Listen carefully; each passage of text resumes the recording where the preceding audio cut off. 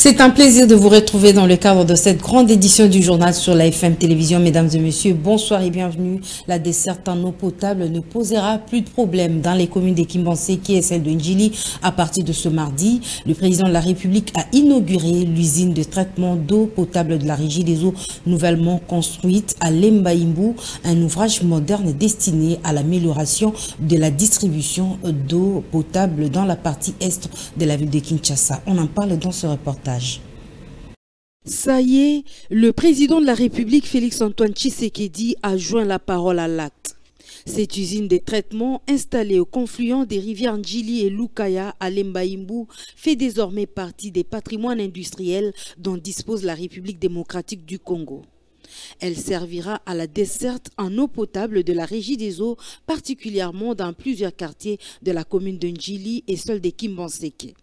Lancés en juillet 2020, les travaux de construction de l'usine de Lembaïmbou ont mis 2 ans pour un coût total de 67 914 000 $ américains, financés en grande partie par le gouvernement de Corée du Sud.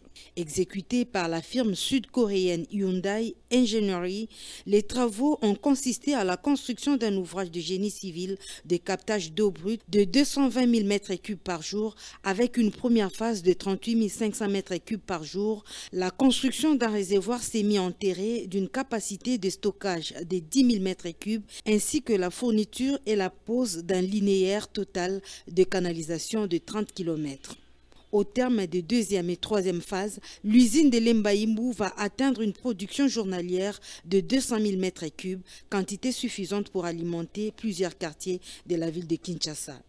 Avec la mise en fonctionnement des usines de Lembaïmbou et Ozone, rappelons que les circuits de traitement de l'usine de Lembaïmbou comprend les captages d'eau brute, les dessableurs, la station de pompage d'eau brute équipée de 3 groupes motopompes, la tour d'arrivée principale, les bassins de floculation et de décantation, les filtres ainsi que les stations pompage d'eau traitée.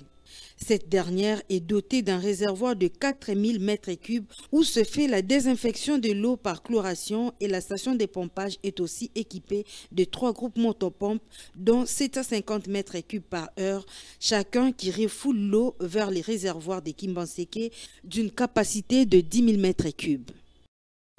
On va changer de chapitre. Les élèves vont regagner le chemin de l'école le 5 septembre prochain sur toute l'étendue du territoire national. Ces assurances ont été faites par le ministre de l'EPST, Tony Mwaba, hier lundi, lors du briefing presse animé conjointement avec le porte-parole du gouvernement. Suivez. Tout est mis en œuvre pour que la rentrée scolaire soit effective, même dans les zones frappées par l'insécurité, rassure Tony Mwaba qui se réfère de la tenue de l'examen d'État dans ces mêmes régions. Les parents doivent préparer déjà la rentrée scolaire pour les enfants. Elle sera lancée, comme je l'ai dit, dans la province de Lomami. Et le 5 septembre, tous les bleus blancs vont reprendre les chemins de l'école. Parce que ceux qui sont chargés de pouvoir encadrer ces enfants ont été avec nous en Bouela. Je répète, c'est presque toutes les organisations syndicales étaient présentes et ça s'est bien séparé. Vous n'avez jamais entendu une organisation syndicale sortie de Bouela contester tout ce qui avait été fait de l'autre côté. Je répète, vous n'étiez pas allé prendre des engagements ou des nouveaux engagements là-bas, mais c'était juste pour évaluer ce qui avait été fait.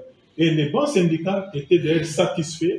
Les bancs syndicales, vous avez suivi dans la lecture du rapport final, même dans la déclaration de l'intersyndicale, qu'ils étaient satisfaits du degré de l'exécution d'engagements pris par le gouvernement et conscients que le gouvernement ou les pays, ce n'est pas seulement les PST, il y a d'autres secteurs.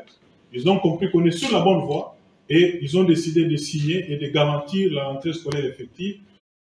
En somme, le ministre de l'EPST a loué les efforts du gouvernement qui s'est illustré dans une multitude de réalisations, bien que le schéma est encore lent. Et dans le même registre, le gouvernement congolais va bientôt donner une réponse favorable aux différentes préoccupations faites par le banc syndical des enseignants de l'EPST. C'est le ministre Tony Mwaba qui a affirmé que la loi des finances 2023 prendra en compte toutes ces revendications. On l'écoute dans cet extrait choisi par votre rédaction. La commission paritaire de l'année passée, avant la rentrée scolaire 2020-2021, a connu près de 1000 participants. Il y avait un grand désordre et ça a eu un impact sur le plan financier. Et de deux, les organisations syndicales qui se sont donné la peine de se conformer aux lois du pays se sont plaintes pour dire que le fait d'accepter n'importe quel mouvement, vous vous réveillez le matin, vous apprenez que, bon, il y a l'association syndicale des enseignants du primaire. Et puis il commence à opérer, il pose les actes, et là, les choses ne pouvaient pas marcher. Ceux qui sont régulièrement constitués sont jaloux de tous les sacrifices qu'ils ont consentis pour se mettre en règle. Ils n'acceptent pas de se mettre autour de la table avec ceux qu'ils considèrent comme des gens qui sont dans l'illégalité. C'est ça. Donc cette fois-ci, on a eu un nombre réduit de participants aux assises de Mbouela. En fonction de cet indicateur-là, il y a eu au moins 33 organisations syndicales qui sont en règle sur près de 50. Alors, nous avons recruté à peine une année au gouvernement. À quel moment on a recruté des organisations syndicales dont les dates de création ou d'existence sont même au-delà de notre venue au gouvernement. Et au sujet de la réduction des organisations syndicales des enseignants lors des assises de Mbouela Lodge dans le Congo central, le ministre Tony Mwaba a précisé que seuls les syndicats légaux ont pris part à ces discussions avec le gouvernement. Encore une fois, Tony Mwaba est au micro de votre rédaction. Le ministère du Budget a invité beaucoup de services, beaucoup de ministères pour que chacun vienne inscrire tout ce qu'il a comme priorité dans la loi des finances 2023 qui s'annonce, de manière à ce que les préoccupations des enseignants soient également prises en compte pour que dans le budget 2023, les engagements qui restent en enseignants soient également inscrits pour que dans le budget 2023, ça soit également exécuté. Non seulement ça a été fait, mais nous allons suivre la situation ensemble avec les syndicalistes eux-mêmes jusqu'au niveau du Parlement pour que les crédits soient suffisamment accordés à l'EPST pour rencontrer les préoccupations du banc syndical. Donc, nous avons donc décidé ainsi et de leur côté aussi, le banc syndical a accepté de pouvoir nous assurer une rentrée scolaire effective, apaisée, qui respecte le calendrier scolaire de manière à ce que ça ne soit pas perturbé. Nous voulons privilégier la qualité des enseignements et des apprentissages. On va changer de chapitre. La Commission électorale nationale indépendante a entamé l'actualisation des mesures d'application de la loi portant identification et enrôlement des électeurs. Pendant 3 jours, les experts juristes de la CENI vont procéder à l'identification des Congolais de l'étranger. En santé, on va parler de l'épidémie d'Ebola officiellement déclarée dans la province du Nord Kivu, précisément dans la ville de Béni. C'est le ministre de la Santé publique qui a fait cette annonce dans un communiqué rendu public hier lundi. Esther Siamouni revient sur l'information. Selon la déclaration du ministère de la Santé publique, Hygiène et Prévention, il s'agit d'un sujet de 46 ans de sexe féminin hospitalisé en date du 23 juillet 2022 à l'hôpital général de Béni et qui est décédé dans un tableau de détresse respiratoire et sur un terrain d'immunodépression VIH tuberculose en date du 15 août 2022. Un prélèvement de routine cropharyngé a été effectué en cette même date par l'équipe soignante et l'échantillon a été testé positif à la maladie à virus Ebola au laboratoire de Béni et puis confirmé au laboratoire de l'INRB Goma. La déclaration précise par ailleurs que ce cas est lié à une souche de la 10e épidémie de 2018 et non une nouvelle introduction du virus. Le ministère rassure que les équipes de la division provinciale de la santé et de la zone de santé de Béni sont déjà à pied d'œuvre sur le terrain pour mener les activités des ripostes, notamment la décontamination des établissements des soins et des ménages, le listage et les suivis d'environ 160 contacts identifiés à 6 jours, la planification de la vaccination et la prise en charge des cas, la sensibilisation et autres. La province du Nord Kivu passe des temps difficiles. Outre l'épidémie, il faut parler de l'insécurité qui ne sait être éradiquée jusque-là. Le ministre de la Santé, Jean-Jacques Mungani, invite la population de cette partie du pays à s'impliquer dans la riposte aux côtés de l'équipe de riposte de la zone de santé. Le territoire de Beni, au Nord Kivu, s'est réveillé en pleurs ce mardi. 4 civils ont été tués par les rebelles ougandais des ADF dans le secteur de Rwenzori où ils ont signé une nouvelle incursion. Suivez ce commentaire de votre rédaction.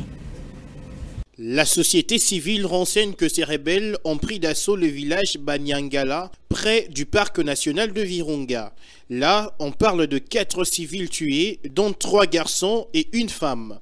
Une autre personne a été gravement blessée, souligne la société civile de Rwenzori. Outre le bilan humain, plusieurs biens de la population, notamment des animaux de basse-cour, matelas et autres, ont été pillés, précisément dans le village Boutali et Kisui Ingara. Ces attaques se font de plus en plus régulières dans la région de Beni, qui pourtant est sous état de siège depuis plus d'une année. Au-delà de l'état de siège, on parle aussi de la mutualisation des opérations conjointes FARDC-UPDF pour mettre un terme à l'activisme de groupes armés. Malgré cela, des solutions peinent à être réalisées. C'est pour cette raison que la société civile et d'autres notables ont toujours plaidé pour le renforcement en équipement de FARDC pour qu'elle soit en mesure de faire face à l'ennemi. Tout à fait autre chose, il faut s'attendre aux réformes de grandes envergures au bénéfice des écoles, des églises de réveil du Congo. Des questions y afférentes sont sur la table des discussions dans un conclave éducationnel sur les états généraux des écoles conventionnées de l'ERC ouvert hier lundi. On en parle dans ce reportage de Richard Kabea et Absalom Koubelana. La RDC présente beaucoup de besoins pour notamment améliorer la qualité de son système éducatif. Ce conclave peut se présenter comme un cadre propice pour atteindre cet objectif. L'objectif poursuivi est d'assurer d'une part l'accès de tous à une éducation de qualité sur un pied d'égalité. Ceci dit, ce conclave se veut une valeur ajoutée dans le système éducatif congolais, en croire l'évêque général de l'église de réveil du Congo.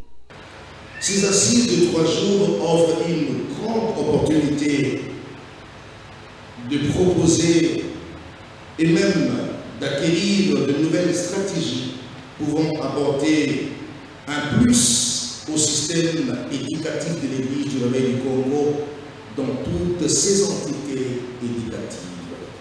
L'accent sera mis sur la mise en œuvre des réformes initiées par le gouvernement.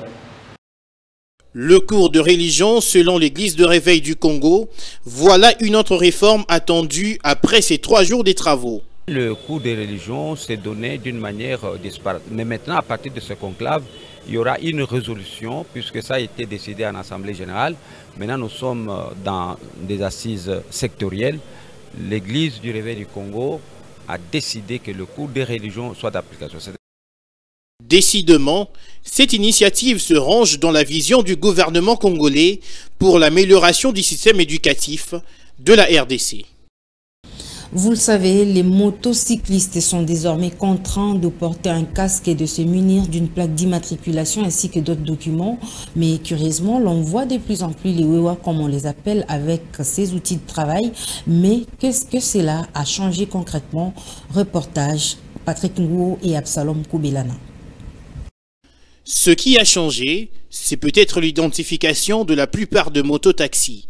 Sur le plan de tracasserie, souvent sans raison, la situation reste intacte. La tracasserie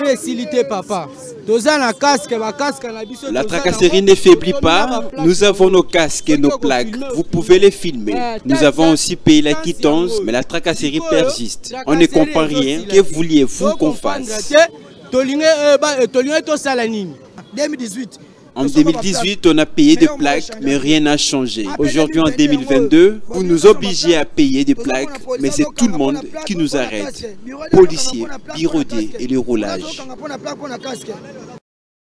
Très souvent, le motif de ces interpellations intempestives ne sont pas clairement définis.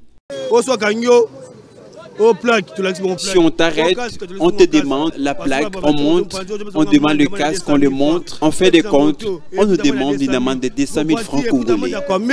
On peut être là au parking, le PCR débarque et nous arrête. Les Oudjana nous arrêtent, même si on tenue civile, qu'on nous trouve au moins une unité et pour nous interpeller. Au-delà de la trêve de tracasseries inutiles, les Wewa, comme on les appelle, souhaitent voir l'utilité des frais qu'ils déboursent pour se payer différents documents exigés. Qu'on nous donne des parkings, les parkings sont insuffisants. Si on nous arrête ici, on ne va pas leur attribuer la faute. C'est l'État. Ils nous ont donné une place Sorail, mais c'est exécuté pour les motos et véhicules. Le mois dernier, le gouvernement provincial de Kinshasa avait exigé à tous les taximans de moto de se procurer des plaques d'immatriculation, des casques et d'autres documents, question de mettre de l'ordre dans ce secteur. On va parler sport à présent. Les Léopards à Prime se sont déplacés ce mardi vers Yaoundé pour affronter les Lions indomptables du Cameroun dans le cadre du dernier stage avant de jouer avec les locaux tchadiens en double confrontation des éliminatoires de CHAN Algérie 2023. Lionel Ngolo. Plus les jours passent, on s'approche du match RDC Tchad dans le cadre des éliminatoires CHAN Algérie 2023. Dans le souci de mieux préparer ce double confrontation, les Léopards à Prime de la RDC ont débuté leur tout dernier stage afin de se mettre en jambes. Un stage qui a commencé essentiellement par les examens d'avant-compétition tels qu'exigés par la CAF pour évaluer les conditions physiques cardio-respiratoires des joueurs. Alors la journée du 21 août 2022 a été consacrée pour les examens exigés par la Confédération africaine de football avant la compétition. Et voilà, ça consistait à faire justement le bilan physique, l'examen physique, cardio-respiratoire, musculo-squelettique et voire même justement le bilan biologique qu'on nous a exigé justement de le faire avant la compétition. Et voilà pourquoi on a continué à les faire jusqu'à présent. Il s'est de rappeler que les fauves congolais feront le déplacement à Yaoundé ce mardi 28 août pour compléter leur stage avant de jouer le Tchad.